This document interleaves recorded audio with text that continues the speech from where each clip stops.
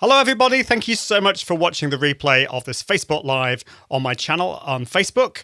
I'm going to be recording my podcast, it's my kind of second episode of my Confident Live Marketing podcast. So thank you for joining me. I'm also going to go live on LinkedIn as well. So if you just excuse me, I'm just going to press the button over here to get us on LinkedIn.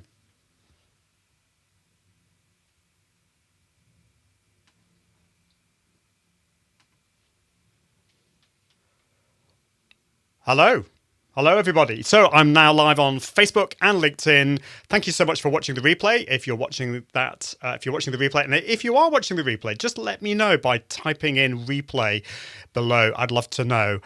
So today I'm going to be talking about how to go live. And if you haven't gone live before, if something has kind of maybe stopped you or you just not thought about it, let me know, and maybe let me know what is stopping you, and I'd love to know that. So anyway, while I just sort a few techie things out, I'll be with you just after this. Won't be long, I promise you.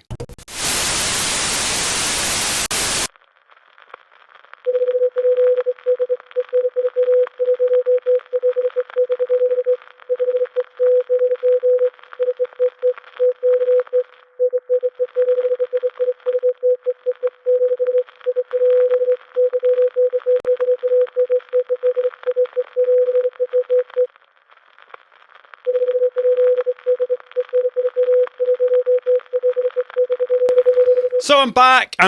I've got all the tech sorted. This is, as I said before, this is my second ever episode of the Confident Live Marketing podcast. And you're joining me as I record it. I'm doing something really mad. And basically, I'm live streaming the recording of my podcast, which is mad, but that's just the way it is. So I think I've got everything sorted. I've got Ecamm Live here and on my Mac. And over here, I've got I'm on Wirecast on my PC, and I'm broadcasting to LinkedIn Live there. If you're interested in any of the technology, let me know. I would love to share that, and I will be sharing some of that in some forthcoming episodes. I'm not going to be talking about that in the show yet because I don't want to be scaring people off with all the technology. But basically, I am recording this using Adobe Audition. I'm using a Mac and a PC. Not usually what I recommend starting off with, but there we go. Right. We've got some fab people here joining me. We've got Tish Rosalands is here. Hi, Tish. Great to see you. We've got the lovely Kelly Bardet is here. Great to see you. And we've also got Jenny Dawson-Coleman as well. Thank you so much for joining me on Facebook. It's great to have you here. We've also got some people on LinkedIn, which is great. Now, if you're watching on LinkedIn, do let me know. Do just say hello. Leave me a comment on LinkedIn. That'd be great. I'm not sure the comments are necessarily working, but I can see we've got 5 or 6 people watching live, which is great. So I will get back to comments afterwards, and but while I'm recording this, I won't be following any of the comments. But afterwards, I will get back to you. I promise. So let me just sort this out. Okay, I'm going to record in Adobe Audition now. Let's see, that's all working. I think that is working. Hopefully you can hear this. Let me know if you can hear this jingle.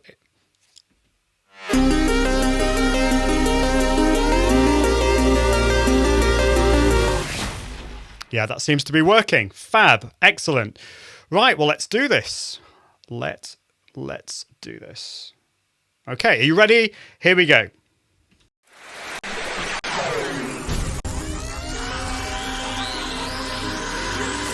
This is the Confident Live Marketing Podcast. Confident Live Marketing Podcast with Ian Anderson Gray, helping entrepreneurs level up their impact, authority and profits through the power of live video.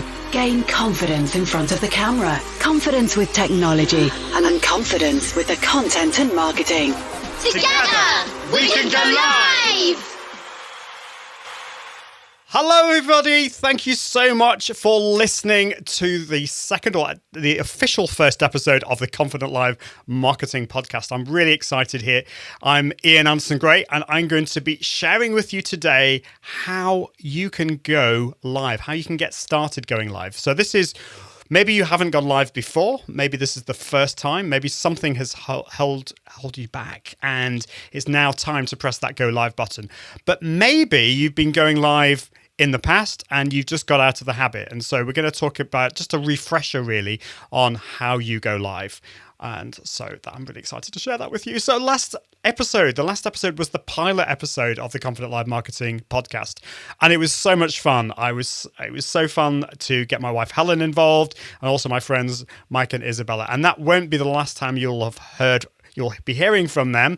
I will be bringing them back and also some fantastic guests. So the first 2 or 3 episodes, I think, are going to be just me, but we'll also have some guests in the forthcoming episodes as well. So yes, so now that I've done the first episode, it's now really time to start with the first official episode. This is really getting into some content on how to knock down those barriers I was talking about last week. That's the fear of going live, and the gear, that's the technology of going live, and also the content and marketing sphere. I'm really impressed with the fact that those 3 things rhyme, which is great. So I was happy with that first episode, but since then, I wanted to share with you perfectionism and imposter syndrome have kicked in a little bit, which is to be expected. I know that many people, in fact, most people out there creating content suffer from this, suffer from imposter syndrome, or suffer from, procrastination or perfectionism. And it usually kicks in once you've created maybe some content and you start listening back. And I listened to my first ever episode. I was quite pleased, but of course, you start to listen to some of the imperfect bits, those flaws, the bits where I go and and maybe say things that I could improve upon. But the great thing is I've started, and it's not about being perfect, as I'm going to share with you today. So if you want to create some content, and the fact that you maybe don't know enough about something, or the technology is giving you some problems, and that stops you from pressing that go live button, whether it's creating a blog post, whether it is creating live video, I want you to stop doing that and just start creating content. It does not have to be perfect. So, yes, so really it's part of that fear for me is the knowledge that I need to be consistent. And I suppose at the back of my mind, I'm worried about failing. I wonder whether you suffer from this. I've had this with going to the gym in the past. And so in the past, I've signed up to go to the gym because I want to get fit. And I go for a couple of weeks. And then other stuff gets in the way. And I stop going to the gym. And that probably happened 2 or 3 or 4 times in my life. I wonder whether you can resonate with that. Now, since then, so since September last year, I made the decision that enough was enough. I was fed up with failure. I was fed up with feeling fed up. I was fed up with feeling fed up. And so I made an announcement that I was going to hire a personal trainer, something that I saw a lot of my other colleagues and friends do, but I'd had enough. It was time to take action. And so I said publicly, this is what I was going to do. I hired a personal trainer. And since then, since September last year, I have been going to the gym. I wouldn't say every week, because sometimes, for example, last week I was speaking in Poland and I just didn't have the opportunity to do that. But actually, even last week I did, because I went on the weekend when I was back. So I did go to the gym. So I aim to go to the gym 2 times every week. Why am I sharing this with you? Well, the reason I'm sharing it with you is that I made that decision. And I've made the decision to launch this podcast. But at the back of my mind is this fear that what if I give up? What if I stop being consistent? Now, I know that isn't going to happen this time. I know that it's different. I know that I am totally committed to doing this. I know that this podcast and live show is absolutely the right thing to do. But still, at the back of my mind is that little voice that's saying, you're going to fail. I wonder whether you have that little voice at the back of your mind. So this time that's not going to happen, because I know why I'm doing this. I have a reason why I'm doing this. And I also have put into place a plan of when I'm going to be going live and when I'm going to be recording my podcasts. And I also have around me some really supportive people who believe in what I'm doing. I wonder whether you have that, because if you want to move forwards in your plan of action, you want to create a podcast or a live show or some piece of content, do you have those things? Have you written it down? Have you said publicly that you announced it publicly that you are going to be doing this? And have you got people around you that are going to support you? Now, I'm really excited about this because I am excited to share my knowledge and to help and encourage you to go live and to level up your impact. And that's mainly why I'm doing this show and this podcast. And I was reminded recently, just the other day on Facebook, my friend Scott Smith tagged me in a memory with my first, I think it was probably either my first or second Facebook Live videos. And it's almost exactly 3 years ago. I had been doing live video beforehand on the likes of Google Hangouts, but 3 years ago was my first ever live video on Facebook. And that changed everything for me. I didn't realize that at the time, but I was looking for a way to go live on Facebook, and it was really difficult at the time, particularly for me in the UK. And as an Android user, it seemed that it had been rolled out to everyone in the US, and particularly if you had an iPhone. But I looked for a way to go live from your desktop, and I discovered a tool called OBS Studio. We'll talk about that in a forthcoming episode, but it doesn't really matter about that. The fact is I discovered this and I found a way to broadcast to Facebook Live. I wrote a big blog post about it, which I think I mentioned last week, which has had over 5 million page views. And that then brought me on to creating my first course. We moved house at the same time. So that's a great way to get rid of procrastination. I knew that I needed to create this course, and the pressure of time was in there. There was artificial kind of deadline in a way. I needed to create this. And I created this course and it did really, really well. And I ended up being seen as an authority in Facebook Live because I'd been spending so much time researching this and putting a lot of effort into my content. And from that, I was able to then speak at conferences around the world, offer consultancy and coaching.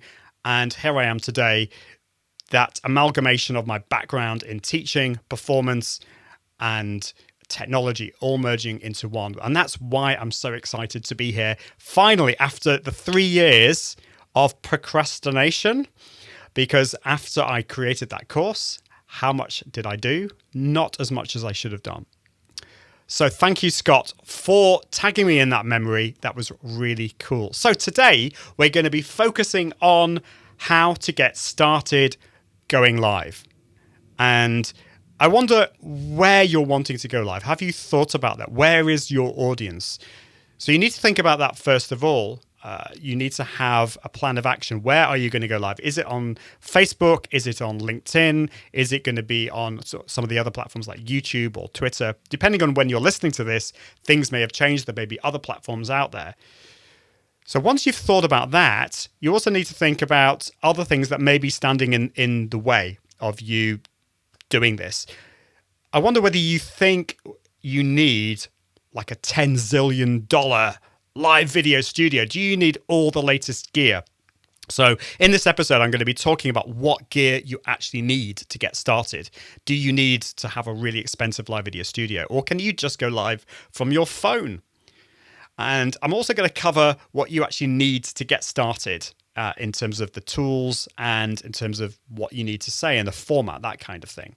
So first of all, we've talked about the platform, but actually before you even think about that, what is your why? Why do you actually want to go live? Now, when I first started going live, I didn't really have one of these reasons. I was going live because my friends were going live. It seemed like the really cool thing to do. I wanted to find out more about the platform. But actually thinking about it, if I unpack that, I kind of did have a why. And my why is probably very different from what your why will be. And my why was going live because I want to write about it and I want to help people in the whole area of going live and how to actually broadcast from your computer or your phone. Now, for you, it's probably going to be wanting to reach your audience in some way, to have that communication, that to level up your impact and authority on your particular area of expertise. And live video is a great way to connect with your audience, to allow them to ask you questions and to find out really more about the real you, the person behind your brand. So have your why, work out what it is that you are wanting to achieve and why you want to go live. When it comes to actually going live, what do you need?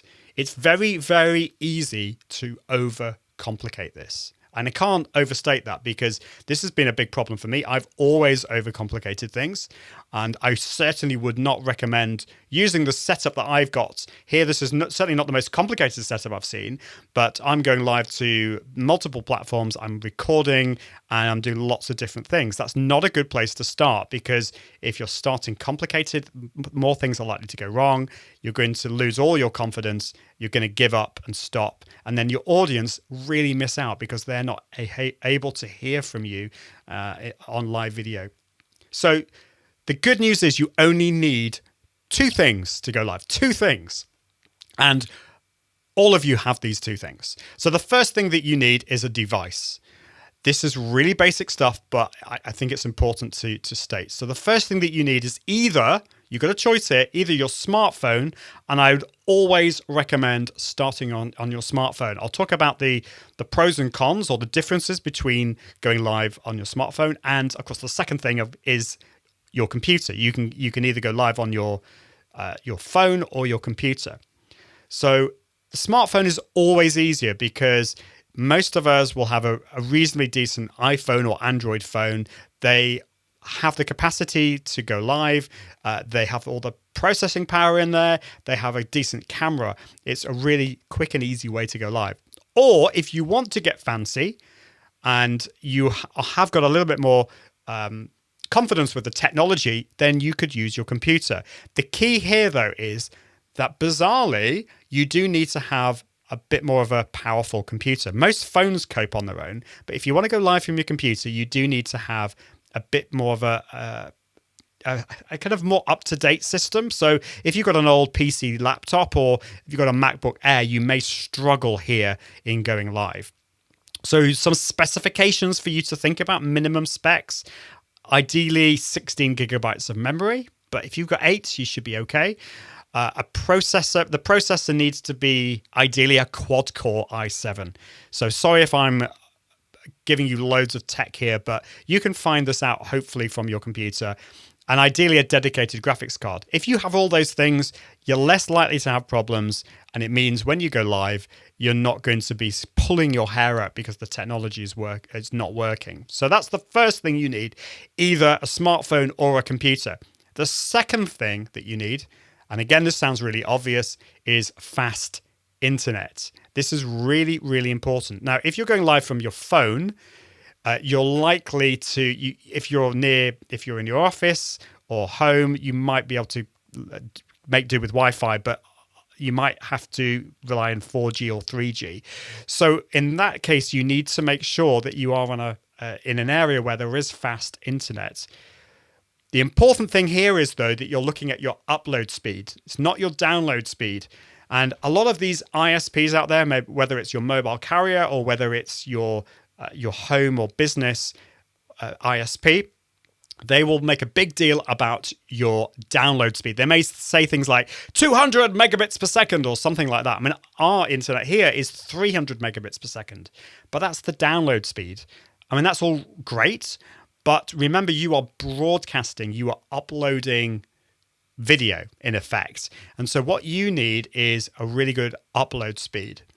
Now, to go live to most of the platforms like Facebook and LinkedIn Live and YouTube, you only really need about 3 or 4 megabits per second upload speed. I mean, that is what they recommend. But remember that your internet speed is likely to fluctuate. It's likely to go up and down. And so that's the basic minimum I recommend is 4 megabits per second. Because if it fluctuates down 1 to 3 or even a little bit lower than that, it's not going to be the end of the world. Hopefully the picture, the video, and the audio will still be okay. It's not going to get all pixelated, or then people aren't going to stop hearing you, which would be really, really bad. So do make sure you check your speed. Ideally, I recommend an upload speed of 10 megabits per second because that gives a lot more wiggle room. If your internet speed fluctuates by 2 or 3 megabits per second, then you're still going to be okay. And particularly if you're going to do some fancy stuff like bringing in guests and doing that kind of thing, you do need a lot more speed there. Now, to check the speed, I highly recommend using a speed test, a speed checker before you go live. I always do this because I want to check whether my internet speed is a little bit dodgy. Sometimes that can happen. And if it is dodgy, I know that I need to kind of think about another solution. Maybe I need to go and to a different location. I need to use 4G, or in the worst case scenario, if it's really bad or not working, I'm going to have to reschedule that. So do check that out. Speed, the one I recommend is called speedtest.net. So you can go via the website, or you can download for your Mac or your PC, or for your Android or iOS devices. They're all free. And you can just download that and then run it, and it will give you your upload speed and your download speed. And that will tell you show you really if there are any problems. So I highly recommend doing that. Every time you go live, just check your speed. Now, you've got the choice to go live from your smartphone or your desktop or your laptop. Which one's better? And there are pros and cons with both. I always recommend going live from your smartphone first because it's a lot easier to set up. You just take your phone, and in one simple way, you just press the go live button and you're live. Yes, there are a few more things to do, but that's the basic thing. And the other advantage with going live from your mobile device is that it is more raw and authentic. People actually can sometimes be put off if your broadcast is overly polished or professional. People do like to have some more raw and authentic footage, as long as the quality is still okay. And we'll talk about ways that you can enhance your live videos from your smartphone. So it's easiest to set up, more raw and authentic. They're great for those spontaneous lives. So maybe you're out and about, you're walking, and an idea has popped into your head, or you're wanting to discuss something that's new in your business. You can just pick your phone out of your pocket and you can go live, as long as the internet is okay. And ideally, you've got some extra gear that we'll talk about in a bit. So it's great for those spontaneous lives. It's great for obviously outdoor stuff. And there are some tools out there as well that allow you to do some really cool stuff with just your smartphone, such as Switcher Studio is a really cool app, which we'll talk about. There are some downsides, though. At the moment, at least, from Facebook, it's not possible to schedule your live videos from the mobile device without using a third-party tool, at least. Now, that may change by the time that you're listening to this, but that's one disadvantage. Bringing in guests can be unreliable. From Facebook, at least, it's not easy to bring in a guest. Sometimes it works, sometimes it doesn't. And with some tools out there, some platforms such as LinkedIn, you just can't do that unless you use a third-party app. And things like sharing your screen, if you're wanting to give a how-to live video on how to do something on your computer, you can't really share your screen unless you hold your phone in front of your computer screen, which I've seen people do, but it doesn't really give that high-quality experience. So this is why going live from your computer is a really good step. Once you've gained that confidence with going live from your phone, the next stage can be going live from your computer.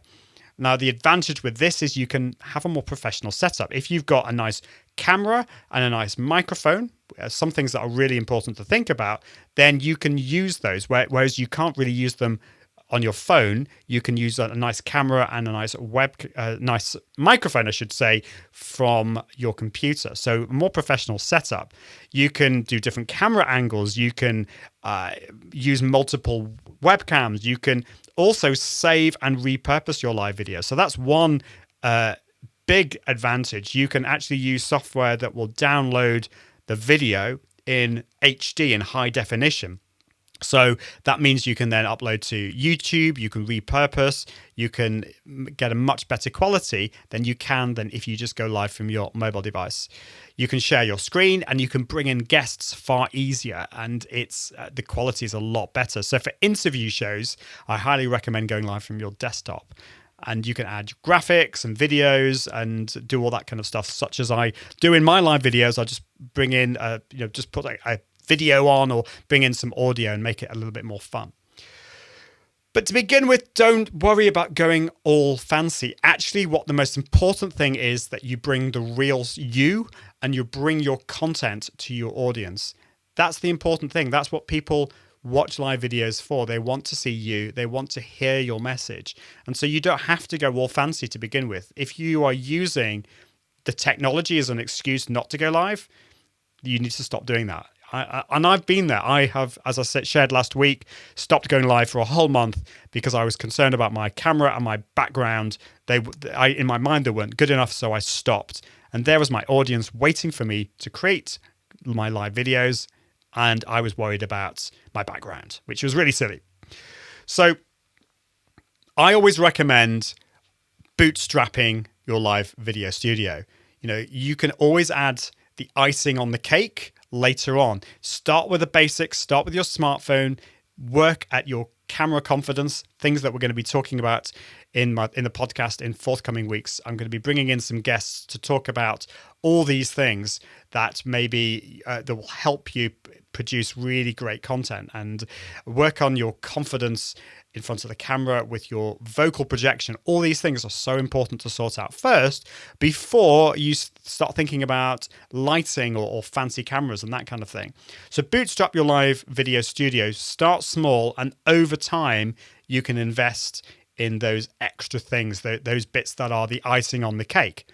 Now, there is an exception to this. Maybe you have been doing live video, you've been dabbling around with it, and you know now that it is absolutely central to your business. You know that live video is central. You know that you're confident and committed to this, and you have a significant budget. Now, if that's the case, by all means, you can spend thousands or tens of thousands of dollars or pounds or euros, whatever currency you're in. You can spend that to create the most amazing live video studio. And in those situations, I'd also highly recommend hiring a producer to help you produce your shows. But what I'm also saying to you is that you don't need to do those things. Those things really are the icing on the cake. So let's go back to smartphone. What other things do you need to go live? As I said, you only need your smartphone. You only need your decent internet speed. But there are some other things that you can do to add to that experience. For example, you could get a microphone for your smartphone. I highly recommend getting a microphone as the first thing because sound is really important. If people can't hear you very well, they're going to switch off. So if you can enhance the sound using a microphone, the one I recommend is the Rode SmartLav Plus microphone, which is a lapel microphone. That works really, really well. You can get things like there are some shotgun mics which are you have away from you, and they kind of directional, so you can speak into the microphone but be actually quite a distance away. But I think for most people, like a SmartLav Plus, a lapel microphone like that is a really good place to start. The second thing I'd recommend is a tripod, particularly if you're going to be static, you're not moving around, then it's good to have a tripod to make sure that your video is stable as possible. Now, there are a number of different ways you can go down this route. So if you already have a tripod, you can buy a smartphone tripod mount. They're very cheap. They're under $10 or £10, and they just screw on top of your tripod, and then you fit your smartphone in there. So it's kind of like a clamp. They're really good. Or you could buy something like the GorillaPod smartphone tripod or something similar, which is a tripod specifically for a smartphone. Another really good tool or good piece of kit is the iographer cases, and I've got one of these. It's an iographer case. It fits your phone. You put your phone into this, and it's a big case that creates or gives you a lot more stability if you're moving around. And you can also put a microphone and some lighting on top of this as you walk around. So do check out the iographer cases. They have cases for both iPhones and Android phones, and ones that fit all of them together.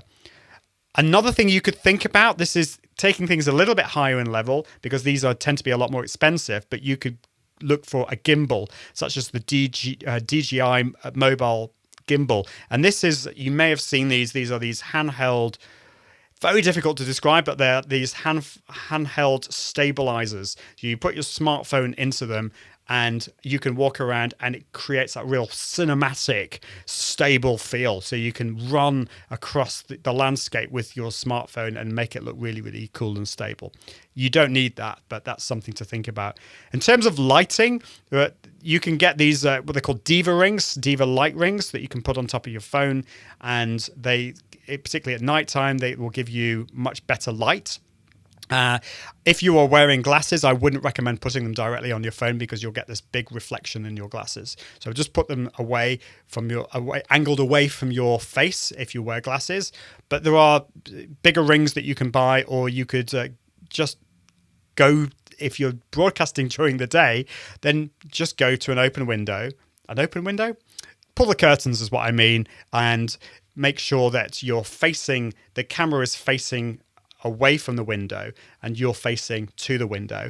And if it's a nice day, you should get a good effect in terms of lighting. But there are lots of lights for mobile devices. Just check on Amazon or a similar shop and you'll be able to find them. Now, if you're going live from your desktop, then I highly recommend investing in a webcam. Don't use the webcam that's integrated into your laptop, because the quality, it won't be great. So invest in something like a Logitech. The Logitech cameras are really good. They're inexpensive, and get a nice microphone as well. So something like the Samsung Q2U is a really good microphone, or there's the Blue Yeti as well, is a really good microphone, as long as you have to make sure that you turn the gain down and you come close to the microphone. So I will talk a little bit more about desktop gear for audio and cameras in a future episode, because I've got some experts coming in who know so much more than I do on these subjects, and I can't wait to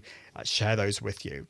So some things to think about there. And the next stage, if you're going live from your desktop, is to think about a tool. Remember, don't let this be an excuse not to go live. You don't need any of these things. You just can go live from your smartphone to begin with.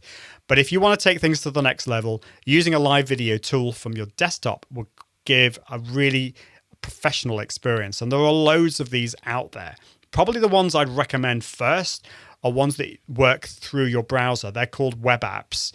The most famous one out there at the moment, and this may change depending on when you're listening to this, is BeLive.tv. And this works with Facebook Live and Twitch. They may add extra ones later on. We'll see. BeLive is a great web app. It's very, very easy to use. You can bring in guests very easily. You can highlight comments on the screen. You can change the layout and add your own branding. Really, really good. The other one that I really like, and this is actually one that I'm recommending more and more now, is called StreamYard. StreamYard is an amazing web app that offers the same kind of facilities as BeLive, but it also allows you to stream to YouTube and pretty much any other platform out there using some other services out there. So do check out both of those, BeLive.tv and StreamYard.com. Really great tools for live video. There are loads of others. The one that I'm using at the moment is Ecamm Live, which works for Macs.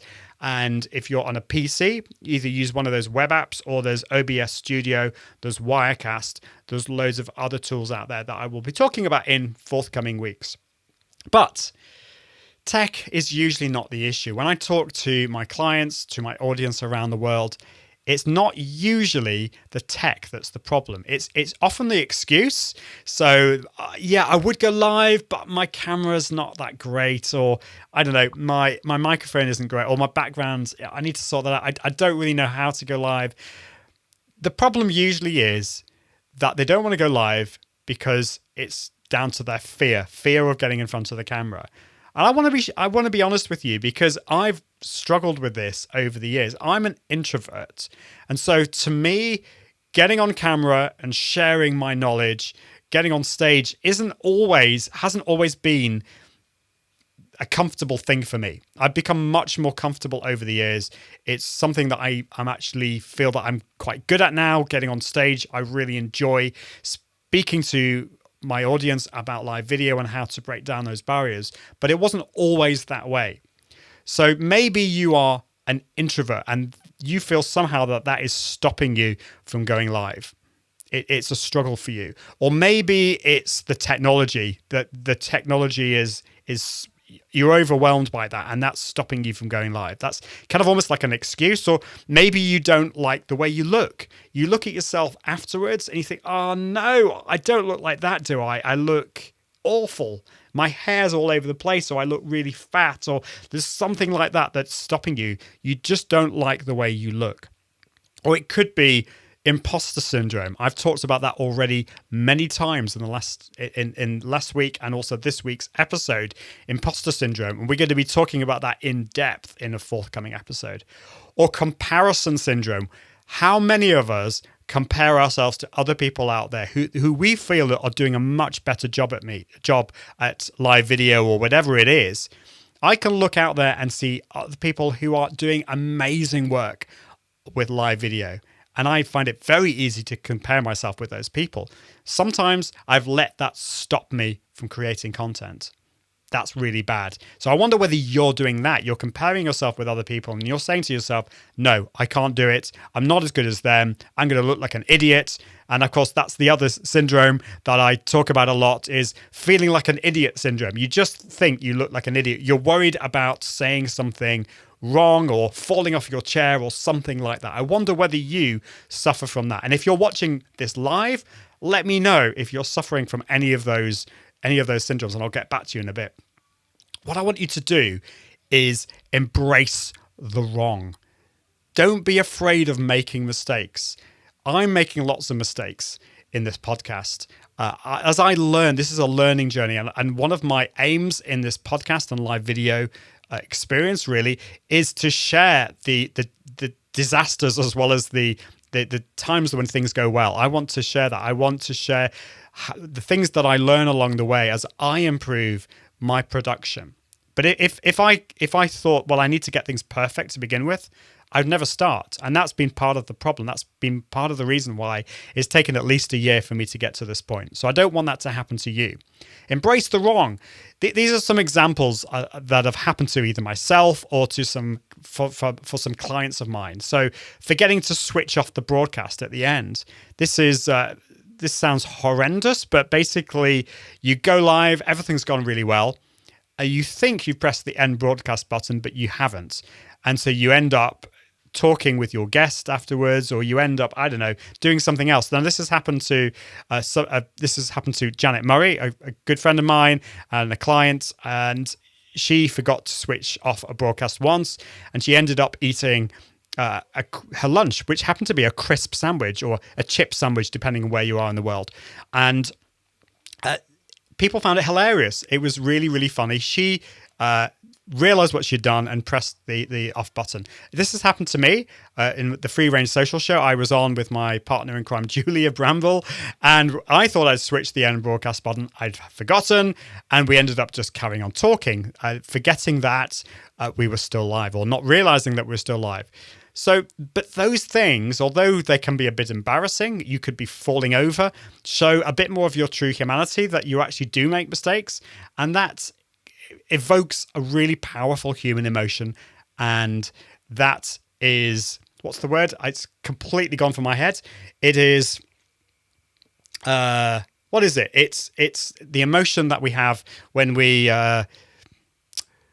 it's really annoying. It's complete, do you know, this is one example of things going wrong. This is when things go badly wrong. Empathy is the word. I knew it would come to me.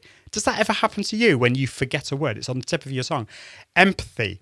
It really evokes that empathy, that feeling of when people see you making a mistake and they realize that they make that mistake too. We're human. I'm sure you can empathize with the fact that I forgot that word. So this happened to another one of my clients. They had an amazing background for a live video broadcast. They were bringing in a guest, and their background fell down on them halfway through. Oh my goodness, how embarrassing was that? But they kept on going. It was really funny. This happened to me.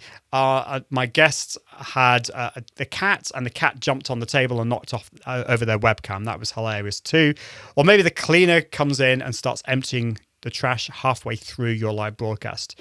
Or this has happened to me once and happened to somebody else I know. They find a part of the office where it's not that messy. It's a nice clean part of the office.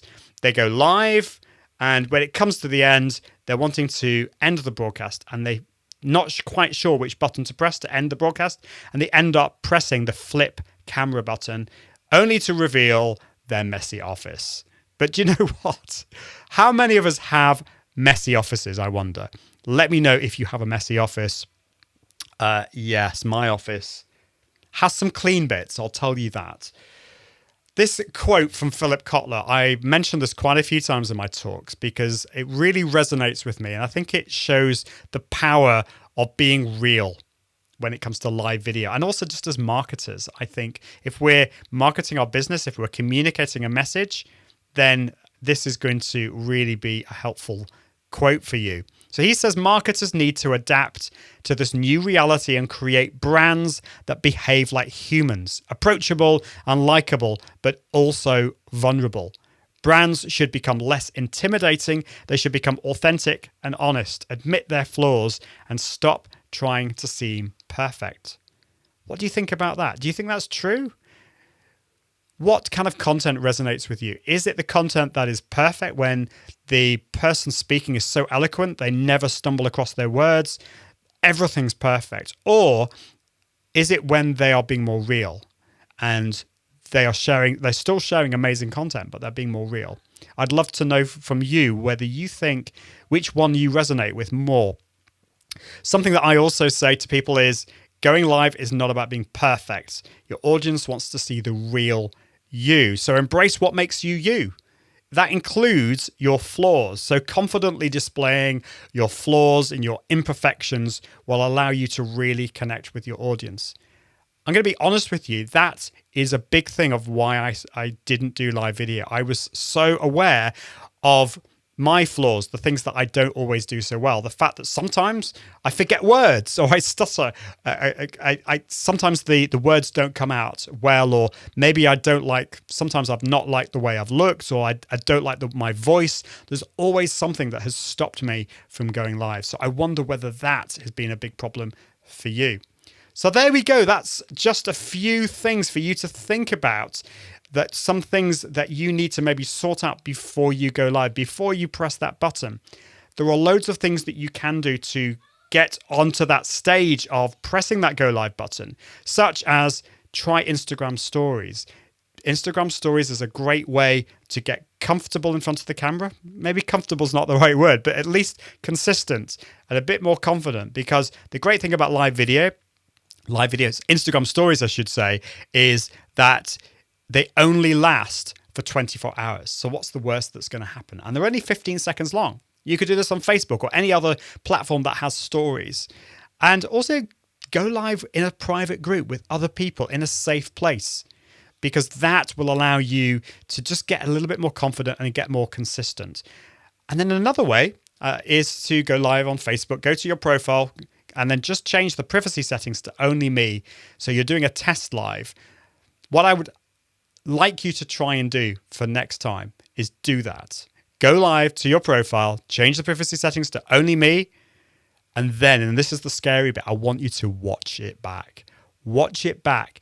And if you're like most of us, if you're like me, you will squirm. You will squirm. You will not like it. You will not like the way you look. You will not like the way you sound. It will be horrible. But I want you to do two things for me. The first thing I want you to do is come up with 3 things that you did really well. 3 things that you communicated well to your imaginary audience. And then the second thing, and this is important that you are constructive here, 3 constructive things that you can improve for the future, and write it down. But I don't want you to think about it as you're giving advice to yourself. I want you to imagine that you're giving advice to your best friend or a client of yours. So do it in a constructive way, because if you treated other clients, or your friends the way you treat yourself, you'd probably sack them, wouldn't you? Maybe you can't sack your friends. You can't sack yourself, but you need to be constructive. So I'd love to hear from you if you try that out for next week. Let me know how you get on.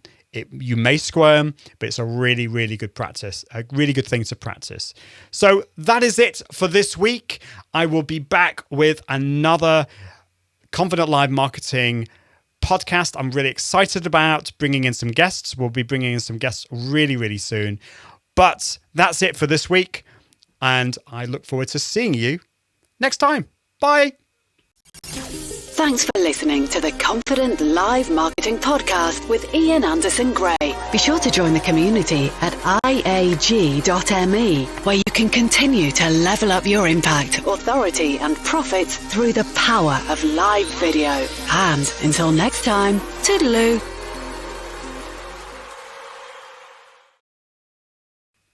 Hello, I'm back. So I have finished the recording of the podcast. I'm just going to press stop and on Adobe Audition. Come on, stop. There we go. I think that's all worked. So yes, I'm going to go back to some comments now. I've noticed on LinkedIn, so Facebook Live seems okay. On my PC over there, I'm actually using my wife's computer today because hers is a lot better than my old Dell laptop.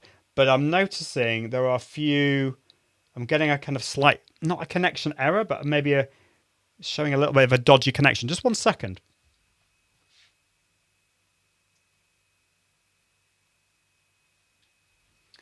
Yeah, I think I'm going to have to investigate that because I'm not sure. If you've been watching this on LinkedIn, let me know what the quality has been like. Has it been a bit dodgy? I may need to check that out and find out what's going to happen. So anyway, great.